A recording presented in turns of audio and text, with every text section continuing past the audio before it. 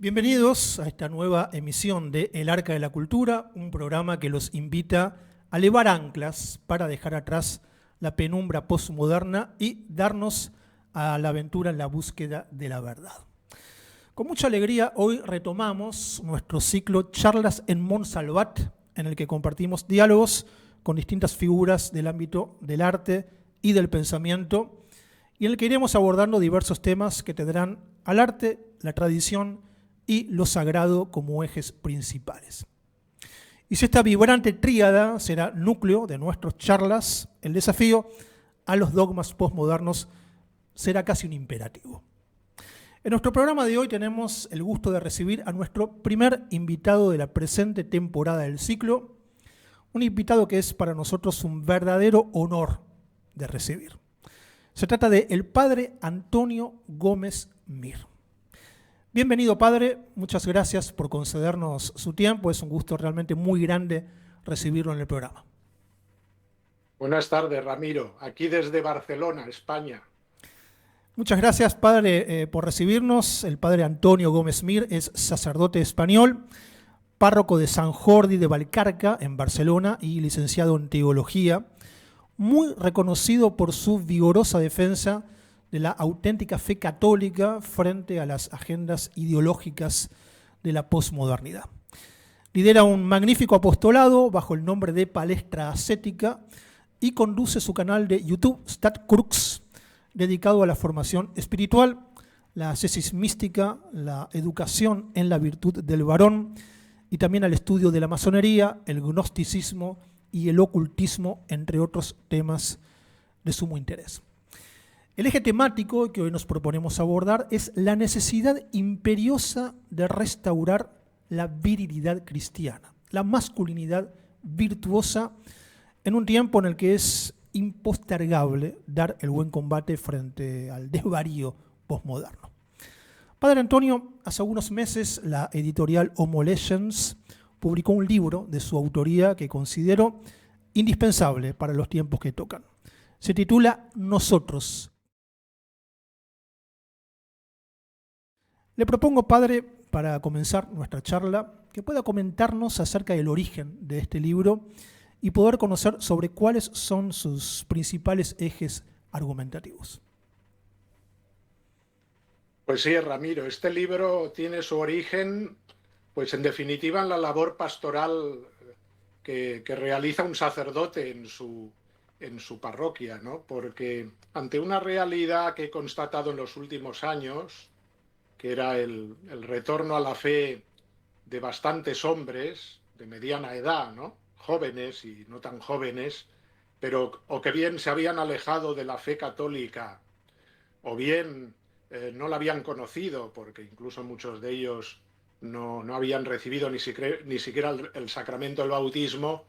Me vi en la tesitura de atender a estas personas y de crear comunidad con ellos, ¿no? ¿Por qué? Porque muchas veces estos hombres que recurrían a mí y me pedían un acompañamiento espiritual en su proceso de conversión, constataban en no pocas ocasiones que lo que contemplaban en las comunidades parroquiales o en los grupos de fe a los que acudían para buscar auxilio era precisamente que un hombre, por decirlo así, en el sentido pleno de un hombre, se encontraba incómodo, ¿no? Parecía que esos medios eran más adecuados pues para mujeres piadosas, muy buenas, ¿no? Sin duda, o para jóvenes con una sensibilidad espiritual como muy emotiva, ¿no? Y que en cambio un hombre que en definitiva, en no pocas ocasiones, venía de estar atrapado por vicios y por pasiones que le tenían encadenado y que exigían para desasirse de todo eso, de una fuerza poderosa, ¿no? Y de una lucha ascética, que es lo que siempre propuso la Iglesia, muchas veces esto no lo encontraban en la Iglesia como una propuesta de salvación que se les hiciese a ellos, ¿no? Y entonces de ahí nació la formación Palestra Ascética para hombres, ¿no? Tener en cuenta que el nombre Palestra, que es griego, quiere decir escuela de lucha, ¿no? Y era lo que pretendíamos un poco, hacer una escuela de lucha para hombres que se convirtió, pues eso, en una comunidad de hombres que cada vez ha ido aumentando más, ¿no? De hombres que venían a la Iglesia buscando aquello que la tradición propuso siempre para salvar al hombre, ¿no? Es decir, la gracia de los sacramentos, la propuesta de una lucha fuerte según el Evangelio y las exigencias de la moral cristiana, un combate contra los vicios y un esfuerzo por hacer crecer las virtudes, y en definitiva toda esta dinámica que es necesaria, no nos engañemos, para abandonar las cadenas en las que muchas veces estaban atrapados, ¿no? Y que exigían sin duda una violencia exigente. Es decir, no bastaba con palabras emotivas, con deseos de ser buena persona, sino que exigía toda una disciplina, toda una lucha ascética, todo un esfuerzo continuado de empezar y volver a empezar muchas veces para finalmente realmente vivir conforme a las exigencias de la fe católica.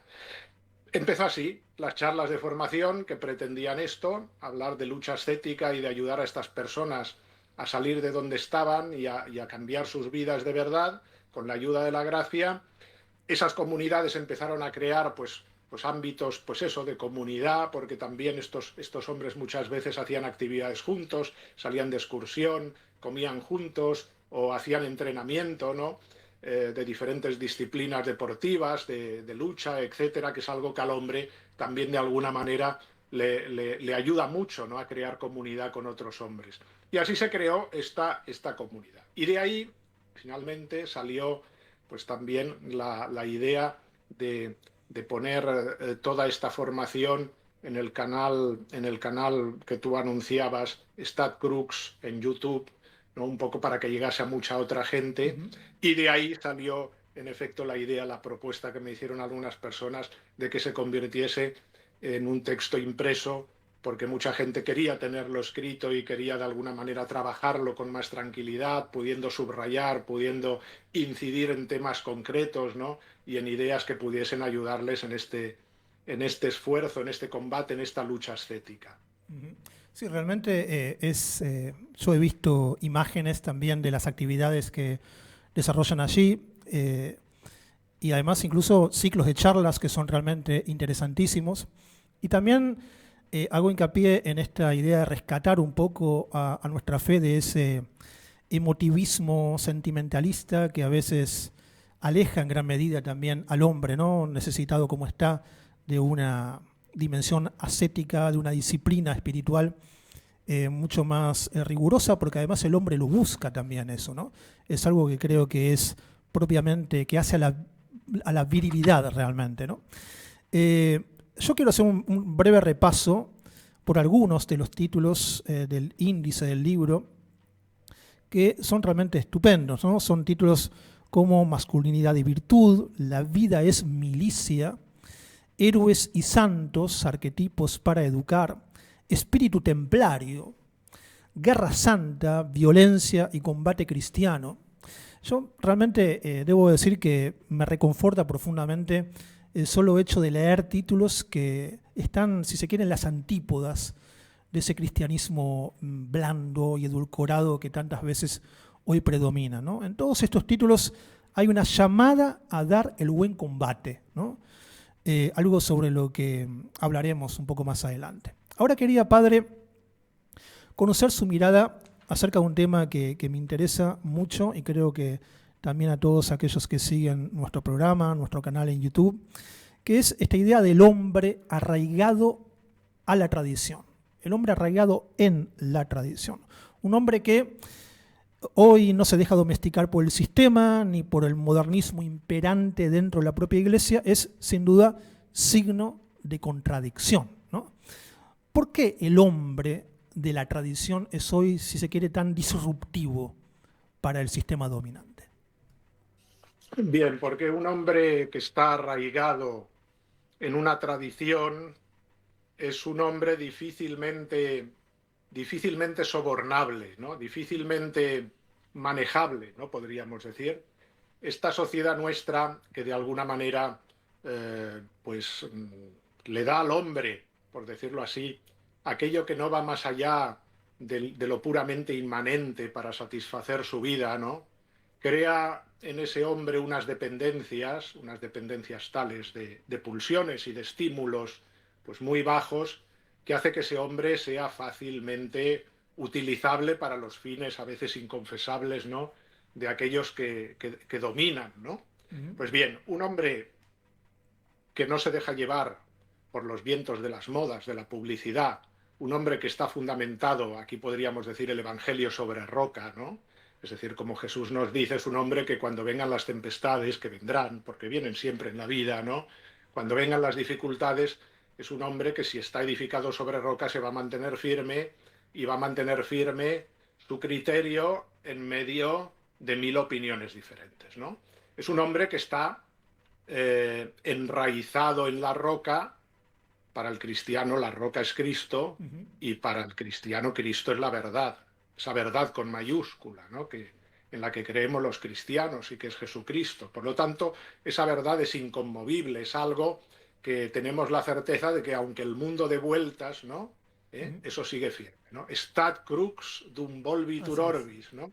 De ahí viene, en efecto, ese título del canal de YouTube, ¿no? Claro, es decir, la cruz permanece firme, aunque el mundo dé vueltas, ¿no?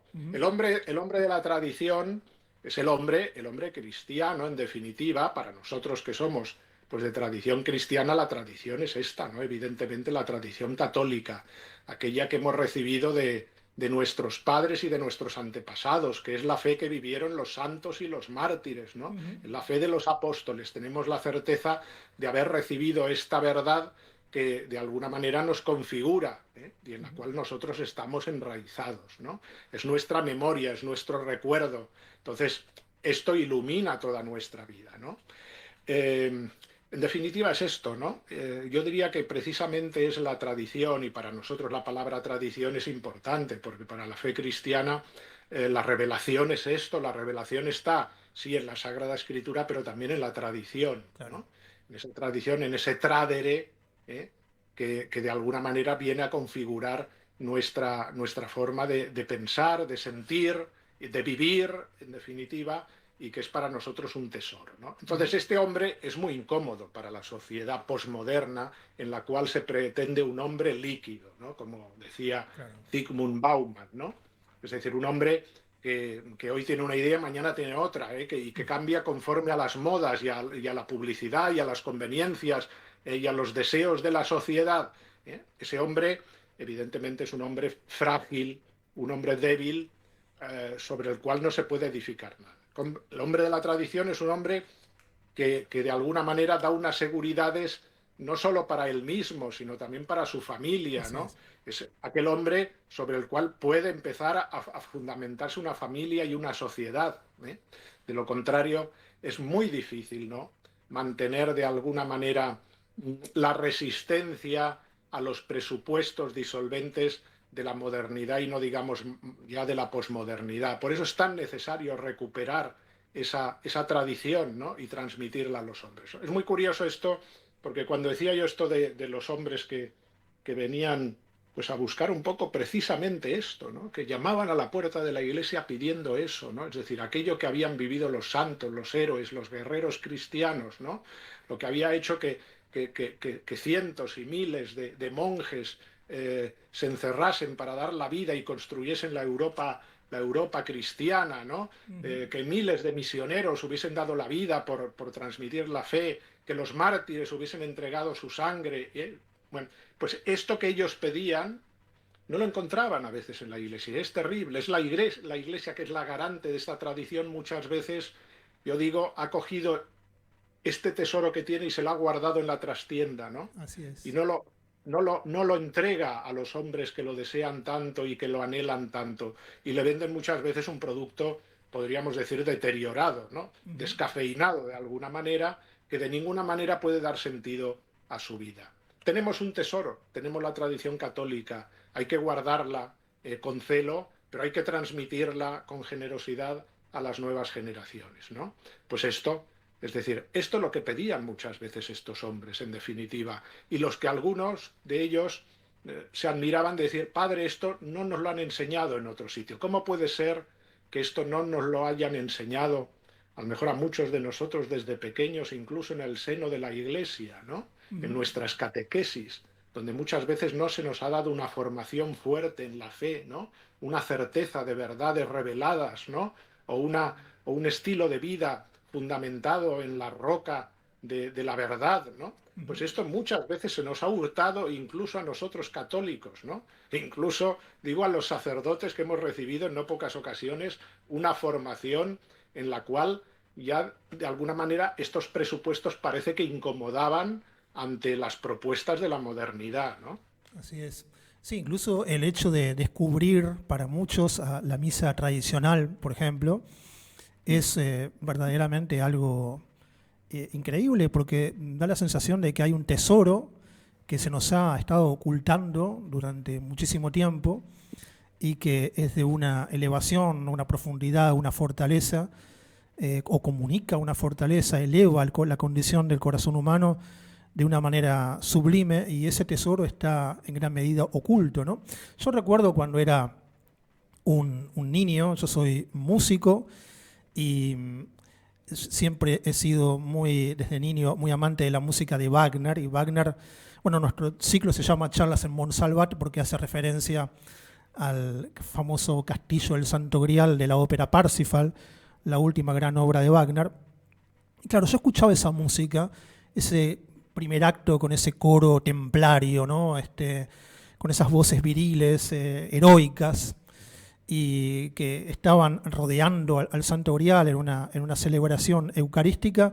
Y claro, yo era un niño, un adolescente, y escuchaba esa música y me llenaba el corazón. Y de repente iba a la iglesia y me encontraba con que la celebración era completamente distinta, ¿no? Mucho más enfocada a una visión, si se quiere, más sentimental, mucho más blanda, ¿no? Y esa virilidad que encontraba justamente en esa música wagneriana, yo la extrañaba, ¿no? Hasta que uno también luego encuentra la misa tradicional y encuentra justamente esa potencia, esa fortaleza, ese vigor que de repente, bueno, en mis tiempos de niño encontraba en esa música, ¿no? Usted hacía hincapié en esta diferencia entre el hombre de la tradición y el tipo humano que propone la posmodernidad, ¿no? Porque la posmodernidad le ofrece al hombre un tipo humano y a la mujer otro, que están justamente las antípodas de lo que supone el hombre y la mujer de la tradición, ¿no? Y en su libro, justamente, y en su canal, en el ciclo que hay dentro del canal de YouTube, dedicado a estas conferencias y charlas dedicadas a los hombres, se habla de la idea de palestra, la palestra ascética para varones. Entonces, digamos, el motivo de la pregunta sería ahora, ¿por qué hoy es más necesario que nunca hablar de una palestra o de un gimnasio espiritual, por decir así, específicamente diseñado para el hombre en un mundo que busca neutralizar la masculinidad, ¿no? Sí. Mira, por el mismo error moderno y posmoderno, ¿no? La modernidad ha querido desplazar a Dios del centro y lo ha conseguido, evidentemente. Estamos en otro paradigma muy diferente de lo que fue la tradición católica, ¿no? De la Europa de la Edad Media. Todo eso se vino abajo ya con la Revolución Francesa, después, en definitiva, con todo lo que ha sucedido desde entonces, ¿no? Pero esos errores de la modernidad desplazaron a Dios y pusieron al hombre en el centro, ¿no? Entonces, por eso, ese hombre, de alguna manera, se ha convertido él, se ha entronizado a sí mismo y ha pretendido ser Dios y la última instancia que decide todo en esta vida, en definitiva, ¿no? Por encima de todo está la libertad personal del hombre, ¿no? Es en definitiva el liberalismo, ¿no? Es decir, es el liberalismo que es la insignia de la modernidad. Esa libertad, que ya no es la libertad para elegir el bien, la libertad que se alcanza por medio de la virtud para tener la capacidad de elegir siempre el bien, sino que es una libertad malentendida, pervertida, que consiste en hacer lo que me apetece y que a la larga lo que consigue, lo sabemos por experiencia nosotros mismos, que todos somos pecadores, ¿no? Es decir, que lo que consigue es esclavizar, ¿no? Hacer lo que nos apetece, esta libertad que se convierte solo en licencia para satisfacer nuestros deseos Bien, entonces, en efecto, este error ha llevado a que el hombre se convirtiese en el centro de la sociedad. Pero este hombre es un ídolo con pies de barro, ¿no? Ujú. Es decir, este hombre de la modernidad ha ido descubriendo poco a poco, y especialmente en el siglo XX, las consecuencias de este desplazar a Dios del centro y ponerse a Él en primer lugar.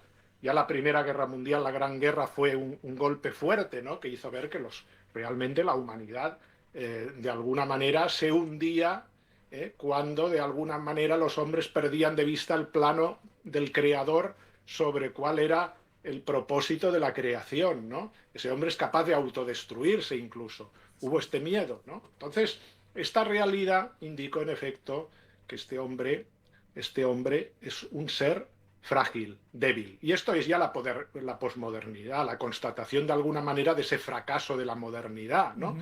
Resulta que no somos tan geniales como pensábamos. Resulta que hay que resignarse a padecer, ¿no? Que hay que resignarse a nuestros fracasos, ¿no? A nuestra tristeza, a nuestro dolor, a nuestro desánimo, y además todo ello con un nihilismo terrible que es la insignia de esa posmodernidad. Bueno, pues ese hombre había perdido de vista algo que es fundamental y sin lo cual, yo digo siempre, no se puede entender uno a sí mismo de ninguna manera. Es un dogma de la fe católica que yo siempre digo que no hay que probarlo, no hay que explicarlo porque lo conocemos por pura experiencia personal, que es el pecado original, ¿no? El hombre está herido, el hombre está herido. Y aunque hemos sido bautizados, los cristianos hemos recibido en el bautismo la gracia de Cristo, hemos sido liberados del pecado original, pero ese pecado dejó en nosotros unas heridas, aquello que llama la fe cristiana las concupiscencias que nos dominan, ¿no? Hago el mal que no quiero y no el bien que quiero, que decía San Pablo, ¿no? Quiero hacer el bien, pero acabo haciendo el mal. Esto es una experiencia que tenemos todos, ¿no? Esta debilidad congénita que hay en nosotros. Pues bien, esta realidad indica que el hombre debe ser sanado, ¿eh? Debe ser sanado y debe ser salvado. Y no puede salvarse por sí mismo, como ha pretendido en la modernidad. Bien, porque eso le lleva a la desesperación de la posmodernidad. Necesita ser salvado por Dios. Y esto es, en definitiva, lo que de alguna manera propone el camino de conversión, ¿no? Es decir, me derrumbo finalmente, reconozco mi fragilidad, mi pecado, ¿no? Y me acojo a la misericordia de Dios. Señor, sálvame. Invoco a Dios y desde ahí empiezo un camino de redención, de salvación. Y aquel hombre que había llegado a la miseria más absoluta, con la ayuda de la gracia y con todo ese arsenal de instrumentos que la Iglesia a lo largo de los siglos ha almacenado para ayudar a sus hijos en el camino de la lucha ascética, como es la oración, la mortificación, la penitencia, el ayuno, el sacrificio, la disciplina, todas esas prácticas que la Iglesia ha ido guardando a lo largo de los siglos, por medio de ello, con la ayuda de la gracia de Dios, ese hombre, herido por el pecado original, derrumbado posiblemente por sus miserias, ¿no? Porque se ha sometido a un estado de perdición. Ese mismo hombre, en ese proceso de redención, con la ayuda de la gracia y de la lucha ascética, en esa especie de palestra o de escuela de lucha, que es el esfuerzo cristiano, acaba finalmente por transformar su vida y por elevarse y convertirse en un hijo de Dios. Abandonar esa condición puramente horizontal, ¿no? A la que le había sometido la visión puramente inmanentista de la vida, que es propia de la modernidad, ¿no? Que te convierte, pues eso, en un productor, en un consumidor, ¿no? En un ciudadano, ¿no? Es decir, y ya está. No, no somos solo eso, somos hijos de Dios, ¿no? Pero un hijo de Dios tiene un combate en su corazón, tiene una lucha porque está herido por el pecado original, tiene una guerra, pero también tiene las armas para hacer frente al enemigo. Y tiene esas armas que Cristo nos ha propuesto para que ese combate, ese buen combate, finalmente nos transforme y nos lleve a la victoria definitiva. Justamente está haciendo referencia a esta noción de ascesis, que supone una colaboración del esfuerzo del hombre con la gracia divina, ¿no es cierto? La ascética implica una disciplina de la mente, del corazón, del cuerpo y del espíritu. ¿Qué disciplinas ascéticas básicas recomienda, Padre, para que un hombre de nuestro tiempo pueda edificar en la virtud? Bien, yo diría que, bueno, cada uno, no es fácil a veces decir unas disciplinas que valgan para todo el mundo, ¿no? Ujú. Dependiendo de dónde parta uno, ¿no? Hay personas a las que hay que someterlas a una disciplina pues muy exigente, pero un poco tú lo has anunciado muy bien, ¿no? Es decir, estamos hablando de una disciplina primero del cuerpo y de los sentidos, que es la primera, ¿no? Ujú. Esa ascética que afecta, por decirlo así, a todo lo que es carnal, el dominio de las pasiones. Entendiendo que las pasiones, cuidado, es decir, nosotros no podemos caer en la tentación de pensar de que todas las pasiones son malas, ¿no? Ujú. Esta visión estoica, no. Es decir, las pasiones son lo que dinamiza la vida del ser humano, ¿no? Es decir, el amor es una pasión y dirigido a un fin adecuado, amar lo bueno es algo necesario para salir adelante, para vivir, ¿no? Incluso el odio, que es una pasión que nos parece muy negativa, pero si el odio está bien dirigido, es decir, está dirigido hacia el mal, hacia la injusticia, entonces ese odio tiene su sentido también. Odiar Es el decir, que pecado. las pasiones, sí, las pasiones en sí mismas no son malas, lo que pasa es que tienen que ser dominadas. Ujú. Entonces exige esto, primero el dominio de lo que es la parte inferior del hombre, ¿no? Es decir, nuestra naturaleza carnal, nuestras pasiones, lo que decíamos, nuestras concupiscencias. Este dominio exige evidentemente una perseverancia en una lucha que cuesta mucho, sobre todo cuando uno ha estado de alguna manera esclavizado por vicios que lo han dominado, ¿no? Ujú. Porque ¿qué es un vicio? Aristóteles ya nos lo explicaba muy bien. Un vicio es la repetición de un acto malo que yo he repetido tantas veces que ha creado un hábito. Un hábito por el cual ese acto malo ya lo hago con facilidad. Quiero Claro. decir que no puedo resistirme a él. Y ha creado en mí como una segunda naturaleza, en una facilidad para caer en ese vicio. ¿Mm? Ujú. Bien, pues erradicar esto no es nada fácil. Exige decir que no muchas veces a la tentación que de alguna manera me tira hacia abajo y después potenciar precisamente lo contrario. Ujú. Decía Aristóteles la virtud, que es la repetición muchas veces de un acto bueno que lleva a crear como una segunda naturaleza por la cual después el acto bueno se me hace fácil de hacer. Claro. Es una connaturalidad, ¿no? Es decir, fíjate que esto funciona simplemente así. Aristóteles decía, ¿cómo se erradica un vicio? Repitiendo muchas veces la negación del acto malo y repitiendo muchas veces el sí al acto bueno. No Ujú. hay más. ¿Eh? Todo eso, en el caso del cristiano, sin duda ayudado por la gracia. ¿Por qué? Porque ese cristiano va a tener que ir a la oración, a una oración constante, invocando a Dios para que su auxilio venga del cielo y le ayude en esta lucha. Y para que no abandone, que persevere a Ujú. pesar de las caídas reiteradas, porque es muy difícil erradicar vicios muy adquiridos. Y la ayuda, en definitiva, de la gracia, de los sacramentos también, ¿no? Entonces, el cristiano, por decirlo así, en la lucha ascética conjuga el esfuerzo por vencer las pasiones, la negación de sí mismo, el que quiera seguirme, que se niegue a sí mismo, dice Jesús, Ujú. ¿no? El entrenarse muchas veces en decirse que no, y en decir que sí al bien, y después la ayuda de la gracia. Eso, evidentemente, no solo, decíamos, en el orden de las pasiones carnales, sino tú también anunciabas también algo importante, que es el dominio también espiritual. Ujú.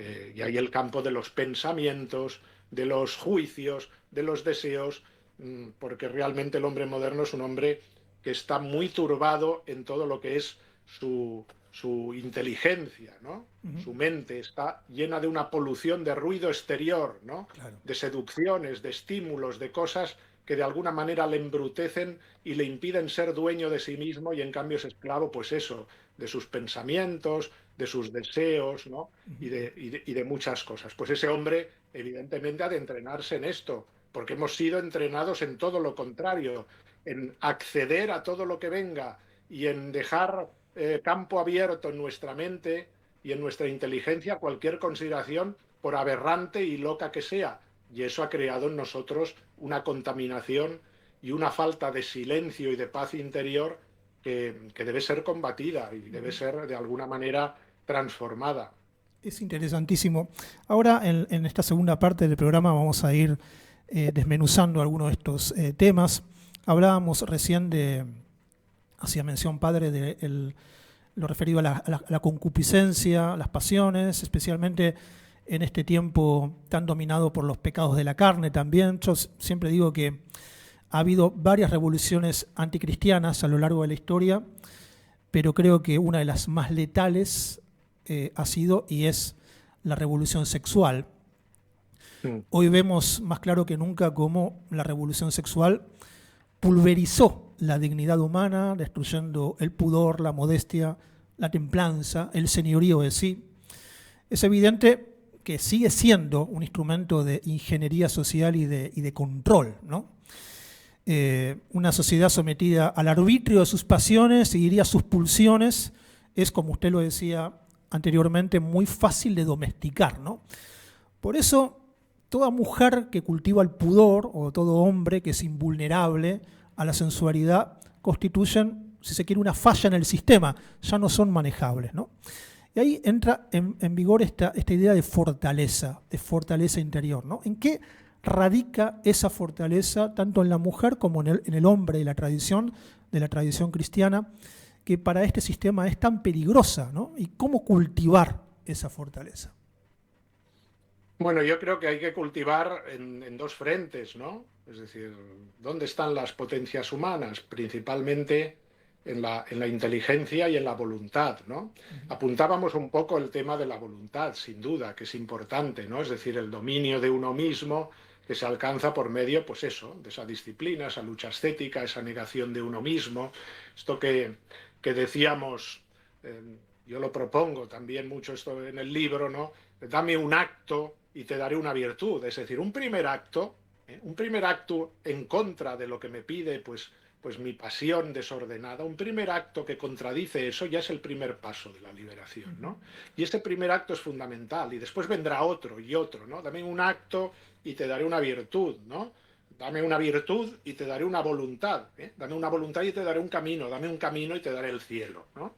Es decir, hay que empezar siempre por lo pequeño, ¿no? Claro. Es decir, yo lo digo mucho a los hombres, sobre todo cuando empiezan, porque a veces, evidentemente, uno tiene la pretensión de liberarse rápidamente, y no es así, no es así, es muy difícil, ¿no? Entonces, ¿por qué? Porque después de años de estar sujeto al yugo del enemigo, es muy difícil liberarse de él. Entonces, va a exigir esto, es decir, que empecemos por propósitos que sean factibles, por pequeñas luchas en las que podamos vencernos, que busquemos la ayuda de alguien que nos sirva de consejero espiritual, un poco de acompañante, ¿no? De entrenador, de mentor, yo digo, ¿no? Para que nos haga un seguimiento y nos ayude a vencernos, ¿no? Yo diría, aprovechando aquí como sacerdote que soy, tengo que decirlo, animaría a cualquier persona que esté en una situación de decir, mi vida está anclada ahora mismo en una voluntad enferma, ¿no? Me he sujetado yo a unas esclavitudes que me han alejado de Dios, de la paz interior, ¿no? De la verdadera alegría, ¿no? Vuélvete a Dios, ¿no? Invócalo y empieza, ¿no? Empieza de nuevo, ¿eh? Y empieza muchas veces, pero no te desanimes, ¿no? Porque yo he visto a muchos hombres volver a empezar muchas veces en este proyecto y finalmente liberarse, ¿no? Pues bien, la voluntad, el juego de la voluntad es importante, pero yo apuntaba también que creo que hay un tema que es fundamental y es el tema de la inteligencia, cuidado. Es muy necesario hoy por hoy formarnos, ¿no? Formarnos. ¿Qué quiere decir formarnos? Es decir, tenemos la capacidad de hacerlo, aunque muchas veces no lo vayamos a tener por las instancias que cabría esperar, ¿no? No podemos esperar que a nuestros niños, a nuestros jóvenes los eduquen en la tradición en las escuelas, ¿no? Ni siquiera en las escuelas católicas, que es terrible, ¿no? Es decir, a veces parece que tienes que dar a tus hijos el antídoto de lo que les han explicado en el colegio, ¿no? Bueno, pues eso que pasa con los jóvenes en la universidad también, pasa con nosotros adultos. Es decir, bueno, pues si en su día no recibimos la formación adecuada, ahora tenemos la obligación de procurárnosla, ¿no? Hoy en día tenemos medios maravillosos, ¿no? No solo los libros, que siempre son evidentemente el medio fundamental, y que yo no me acabo nunca de recordar a la gente que es muy necesario leer, profundizar, y no solo leer, sino estudiar, ¿no? Buscar los fundamentos, ¿no?, de nuestra tradición católica, ¿no? Y ser capaces de asumirlos, ¿no?, y de que configuren nuestra cabeza para que podamos edificar una vida coherente sobre presupuestos firmes, ¿no? Eso da una gran seguridad y una gran paz a la vida de una persona, ¿no? Después se tiene la capacidad de comunicar eso a los demás. Los libros, claro, pero hoy en día que tenemos pues también todos estos medios, ¿no? Es decir, yo creo que todos los aprovechamos, yo uso mucho, ¿no? Es decir, los podcasts y Claro. los canales de YouTube para formarme también, para buscar temas importantes que yo no conozco, ¿no? Y que es necesario profundizar. Entonces, yo diría, sí, la voluntad, pero para que la voluntad se configure adecuadamente es necesaria la inteligencia, es decir, es primero necesario conocer la verdad para que después yo pueda hacer el bien. Es necesario iluminar la inteligencia con la ayuda de la gracia, que viene con la revelación, en efecto, a iluminar nuestra inteligencia, para que conociendo la verdad yo pueda elegir el bien. Si no, es difícil que el bien se pueda desprender de una inteligencia que está en la oscuridad. Claro, sí, esa diferenciación, porque la voluntad también podría estar fortalecida, pero encarada para el mal, digamos, ¿no? O para una versión, si se quiere, relativista de la propia fe. Hoy vemos que hay muchos cristianos que desconocen cuáles son los cimientos verdaderos de su fe, y a veces hay una suerte de relativismo dentro, adintra, digamos, de la propia iglesia que hacen que el cristiano a veces no diferencie claramente lo que es el bien del mal, ¿no? Es decir, esa edificación en la inteligencia es el principio a partir del cual se puede edificar en el otro aspecto, que es el de la voluntad, ¿no? Y ahora hay un tema que a mí me interesa realmente mucho, que tiene que ver, una vez más haciendo hincapié en esta idea de fortaleza, ¿no? A menudo se olvida, y creo que yo no sin intención, aquella frase evangélica que dice que el reino de los cielos sufre violencia y los violentos lo arrebatan, ¿no? Eso nos habla de esa fuerza viril, pero una fuerza viril ordenada, ¿no? Por eso quería preguntarle, padre, ¿cómo se debe encauzar esa fuerza viril que hace al hombre capaz de alcanzar grandes conquistas y hazañas, ¿no? Claro, y hay que encauzarla, ¿no? Porque está en el hombre esa fuerza viril, y está en el hombre, o la dinamizas adecuadamente, o finalmente la llevas dentro y la tienes como enclaustrada y sale a presión cuando menos te espera, ¿no? Esto lo vemos en muchos hombres que son incapaces de mantener un equilibrio en circunstancias difíciles, ¿no? Y que después sale, a lo mejor, no sé, es decir, en una pequeña refriega por cualquier tontería, sale la violencia de ese hombre desmedida, ¿no? Es esa violencia del hombre que la descarga con su mujer, ¿no? Esa violencia del hombre que la descarga con alguien más débil, esa violencia del hombre que la descarga en un momento de ira, yo qué sé, en un problema de tráfico en medio de la calle con su coche, ¿no? Es decir, ese hombre que de pronto explota, ¿no? ¿Por qué? Porque lleva de alguna manera contenida dentro de sí una energía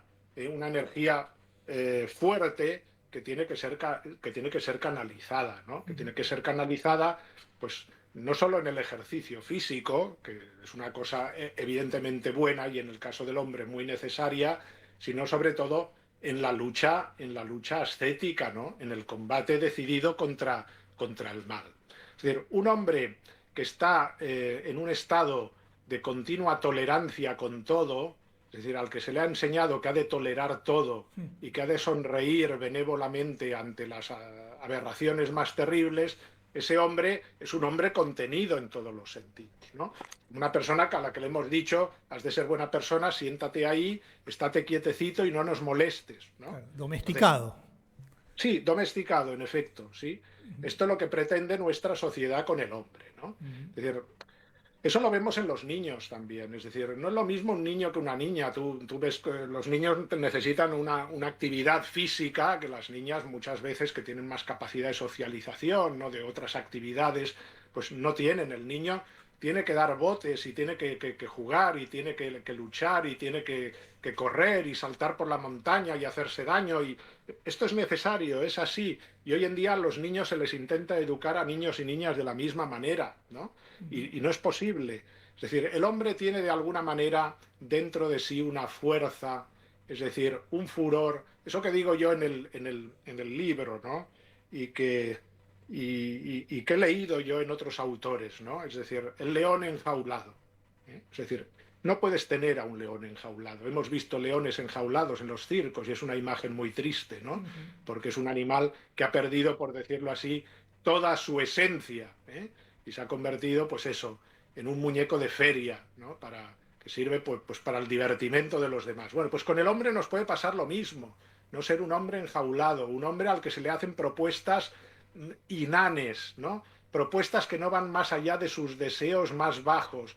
Pretender que el hombre, bueno, busque por encima de todo, pues no sé, la búsqueda de su placer, ¿no? Su belleza física, su vigor físico yendo al gimnasio, mejorando su aspecto, ¿no? La moda, etcétera. Son cosas que cuando el hombre se queda en eso, de alguna manera se está pretendiendo que el hombre no tenga un ideal que va más allá de sí mismo, ¿no? Y el hombre, para dar sentido a su vida, necesita un ideal que vaya más allá de sus deseos, ¿no? Que le exija sacrificio, que le exija abnegación, que le exija aventura, que le exija entrega de su propia vida y de sus energías, implicación de sus capacidades, ¿no? Afinamiento de los sentidos al servicio de un fin grande y heroico, ¿no? Entonces, por eso hemos de proponer al hombre planes y objetivos que van más allá de lo inmediato, ¿no? Aquello que de alguna manera le exija un reto de abnegación y de sacrificio. El hombre encaja inmediatamente con eso, ¿no? El hombre encaja inmediatamente con eso si no se le ha malogrado y se le ha convertido ya en una persona, y hoy en día es bastante común ya desde niños encontrar niños jóvenes incapaces de afrontar ningún reto porque se les ha debilitado desde el primer momento, ¿no? Y entonces después es muy difícil ya crear el hábito de la abnegación, del sacrificio, etcétera. Pero el hombre encaja mucho con esa propuesta. Tú propones a un hombre una propuesta de exigencia, de santidad, de sacrificio, de lucha, de ejercicio ascético contra sí mismo, de vencer al mundo y a sus criterios, y el hombre inmediatamente encaja en ese ideal. Es realmente fantástico lo que está diciendo, porque realmente la vida del hombre es eso, es misión, es conquista, es proteger a la princesa, es dar el buen combate, ¿no? El hombre que carece de todo esto no es un hombre, ¿no? Y sin embargo, vemos cómo la ideología dominante busca privarlo de la gesta, de la hazaña, de la conquista, y el resultado es un hombre frustrado, ¿no? Es, como se dice hoy, emasculado, ¿no? Me gustaría dirigir ahora la mirada al ideal de la caballería como arquetipo masculino de virtud, ¿no? Porque la caballería medieval proponía una síntesis perfecta de ascesis, combate, honor, sacralización de la dama, protección del necesitado, siempre con la mirada puesta en Dios, ¿no? Había también en ese ideal una fusión del monje y del guerrero, ¿no? ¿Cómo puede inspirar ese arquetipo, ese ideal al hombre de nuestro tiempo para llegar a ser aquel que está llamado a ser? Sí, la coyuntura evidentemente ha cambiado, ¿no? Pero nosotros hemos de entender nuestra vocación de hombres católicos, de hombres cristianos, como eso, como servidores de nuestro Rey y Señor, ¿no? Es una imagen muy, muy evocadora, ¿no? Y creo que sigue teniendo para nosotros una gran fuerza, ¿no? En un tiempo en que se ha intentado por decirlo así, dinamitar el reino de Cristo, ¿no? En nuestro mundo hemos de recuperar la imagen cierta de que nosotros queremos que Cristo reine, ¿no? Que Cristo sea el rey del mundo. Creemos en el reinado universal de Cristo. Celebramos una fiesta cada año que es la fiesta de Cristo Rey. Creemos que el Señor es el Señor de todo lo que Él ha creado. Y no solo lo ha creado, sino que después lo ha conquistado también nuevamente con su sangre y con su pasión, ¿no? Entonces nosotros somos servidores de este Rey, somos guerreros de este Rey, ¿no? Es decir, esta es una propuesta que hay que hacer a los hombres y hay que entender nuestra vocación desde este punto de vista. Seamos sacerdotes, seamos religiosos, seamos hombres casados, solteros, ¿no? Jóvenes, ancianos, somos servidores de Cristo. Y esto hay que tenerlo muy claro desde el principio. De lo contrario, no entendemos por dónde va el sentido de nuestra vocación, ¿no? El sentido de nuestra vida. Yo esto me canso de explicarlo, pero creo que hay que repetirlo muchas veces. Aquello que dice San Ignacio de Loyola en su principio y fundamento, en los ejercicios espirituales. Él dice a los que están ejerciendo espiritualmente durante ese periodo, les dice, el que no entienda esto, que se vaya a su casa, porque si no es imposible que se produzca un verdadero camino de conversión. Y esto que él dice es el principio y fundamento de la vida cristiana, que es, nosotros hemos sido creados para alabar, hacer reverencia y servir a Dios nuestro Señor. Este es el propósito de la vida del cristiano. El que no entienda esto, en efecto, que se vaya a su casa, porque es que ya no va a entender nada más de su vida. Nosotros no estamos en este mundo, como se nos ha dicho tantas veces, con la propaganda moderna para ser felices, para autorrealizarnos. No, estamos en este mundo para servir a Dios, nuestro Rey, para construir su reino aquí, primero aquí, en mi corazón, que es el primer terreno a conquistar y el más difícil a veces, y después en la sociedad y en el mundo. Pero nosotros no estamos aquí para alcanzar una felicidad efímera, que por otra parte siempre es un espejismo en este mundo, lo sabemos bien. El mundo moderno ha multiplicado las ocasiones de que el hombre experimente placer, pero no una verdadera felicidad, porque la verdadera felicidad únicamente se alcanza en este mundo de alguna manera por medio de la virtud, como decía Aristóteles ya, ¿no? Y se alcanza en plenitud, pues eso, en la visión beatífica, cuando alcancemos la plenitud de aquello a lo que somos llamados, ¿no? Que es saber a Dios cara a cara. Pero mientras tanto aquí nos toca ser fieles, servir a este Rey y Señor, como decía San Ignacio, ponernos bajo la bandera de Cristo y conquistar para Él el reino primero, como decía, de esta tierra nuestra que somos nosotros mismos, y después de transmitir ese reino a nuestro alrededor, en nuestras familias, en nuestros ambientes. El ideal del caballero cristiano es necesario, porque en efecto el hombre o es un caballero o se convierte en un bárbaro, ¿no? De alguna manera, porque sus pulsiones le llevan a eso necesariamente. Es decir, que la opción no es fácil, o es una cosa o es otra. En definitiva, la caballería cristiana, yo lo explico en el libro, ¿no? Y lo han explicado otros que saben mucho más que yo sobre el tema, no fue otra cosa que la civilización de los bárbaros que vinieron a Europa, ¿no? Y que saquearon pues toda la civilización romana. Es decir, bueno, pues aquellos buenos monjes benedictinos y muchos otros se convirtieron en una especie de transformadores de aquellos bárbaros, ¿no? Predicándoles el Evangelio los civilizaron, y de ser hombres que solo pensaban en el pillaje y en buscar, en definitiva, el logro material, los convirtieron en hombres al servicio del reino de Dios, al servicio de Cristo, para la conquista del reino de Dios y para la defensa también de la cristiandad, de los más débiles y de los más pobres. Hubo ahí una mutación provocada por la predicación del Evangelio y por la gracia. Eran bárbaros y fueron después caballeros cristianos. Pues esta es, de alguna manera, las dos posibilidades que tenemos nosotros. O somos bárbaros y nos quedamos en la barbarie de nuestros deseos y de nuestras pasiones aparentemente civilizadas, ¿no? O bien nos transformamos en caballeros al servicio de Cristo. O tenemos un ideal espúreo, acomodado, ¿no?, a nuestras pasiones y nos hundimos en la tristeza y en la desesperanza más absoluta, o nos ceñimos, ¿no?, con las armas de la guerra al servicio de Cristo y de su reino. Sí, esta noción también de la batalla, ¿no?, de la guerra, está incluso Otras tradiciones religiosas hacen hincapié en esto, ¿no? El Bhagavad Gita en el hinduismo tiene como marco una batalla, bueno, el Islam con la Guerra Santa.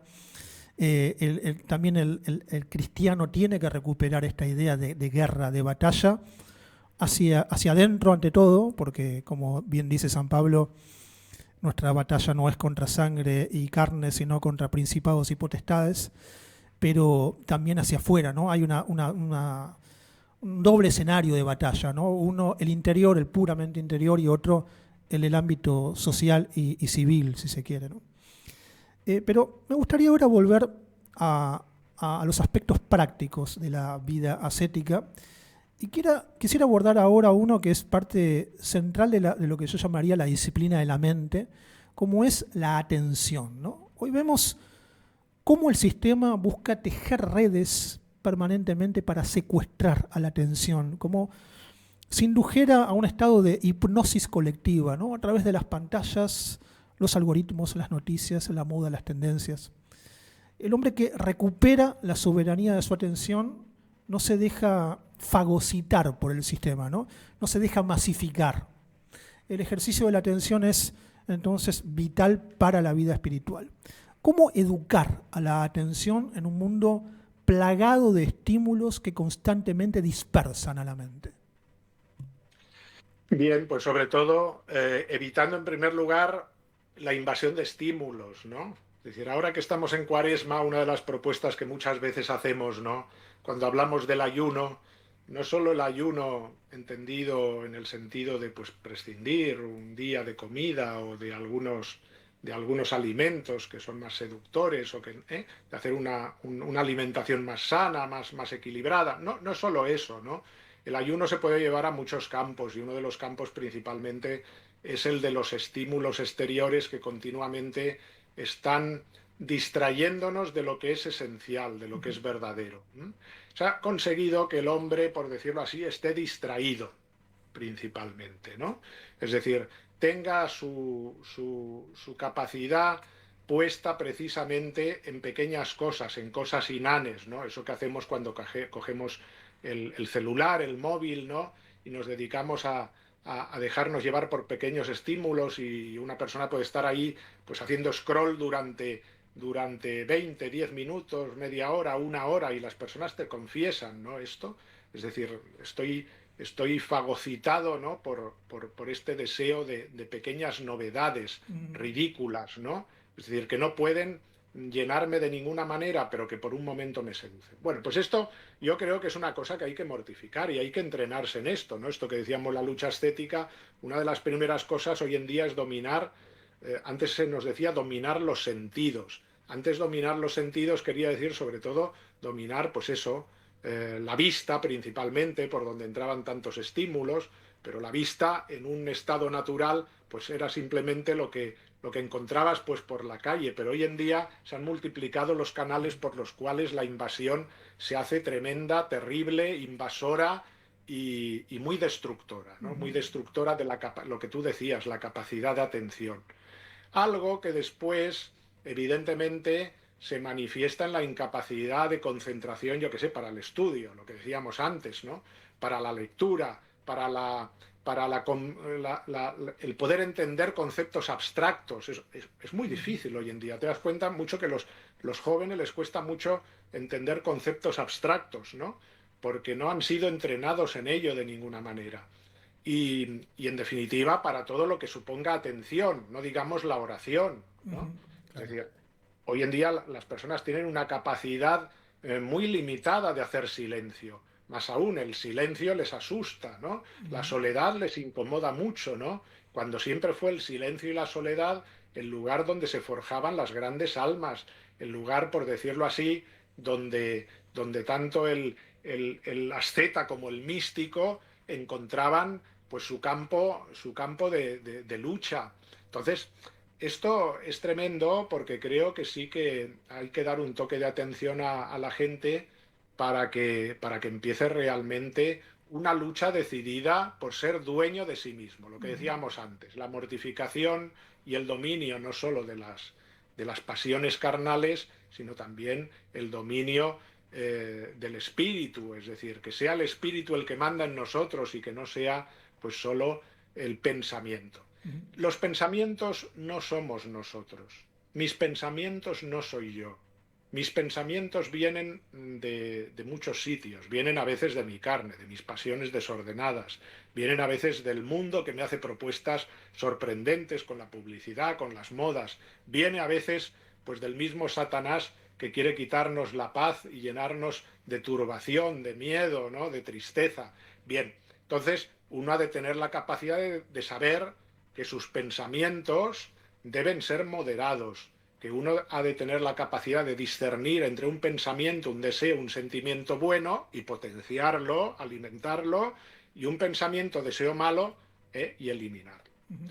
Y el ejercicio en definitiva de lo que fue siempre ese silencio interior en el cual habita el mismo Dios, ¿no? Cuando hay silencio interior, cuando conseguimos ese silencio interior, Dios viene a nosotros, ¿no? El espíritu se hace fuerte.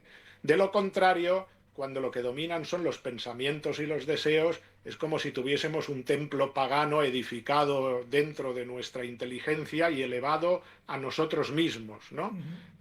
Y eso es realmente turbador y nos hace perder de vista la verdad de lo que somos. Realmente es maravilloso todo lo que dice, padre. Lamentablemente se nos está acabando el tiempo, Sí. pero yo debo decirle desde el corazón que si hubiera muchos sacerdotes como ustedes, el mundo sería cristiano hoy. Porque realmente usted tiene comunica aquello que verdaderamente es necesario de decir hoy y, y realmente le da una vitalidad a la iglesia que le es inmensamente necesaria, ¿no? Obviamente la presencia de Cristo lo es todo en la iglesia, pero aquellos que confiesan la verdad, que comunican la verdad cristiana, son aquellos que llenan de vitalidad los corazones para acercarse a Él. Y reitero, si hubiera más sacerdotes con su espíritu y con su capacidad de comunicar esta verdad, tendríamos un mundo realmente muy, muy distinto. Yo realmente quiero agradecerle profundamente y a modo de breve epílogo, porque estamos ya con escasos minutos, me gustaría que brevemente y volviendo a hacer hincapié en algunas de estas principales líneas que estuvimos abordando en el transcurso del programa, quisiera que pueda ofrecer, si se quiere, una arenga, ¿no? Para que muchos hombres en nuestro tiempo asuman el desafío al que están llamados. Sí, yo le diría a los hombres, y se lo digo mucho a mis hombres, ¿no? A los que vienen a la formación, es decir, si yo os propongo este camino, no es porque sea algo mío, ¿no? Es decir, yo era oscuridad como vosotros hasta que Cristo vino a buscarme, ¿no? Y me sacó de mi oscuridad. Es decir, pero yo he hecho ese camino. Es decir, yo recibí una formación buena en el seminario, una formación espiritual, ascética, de buenos directores espirituales que me ayudaron sin duda, ¿no?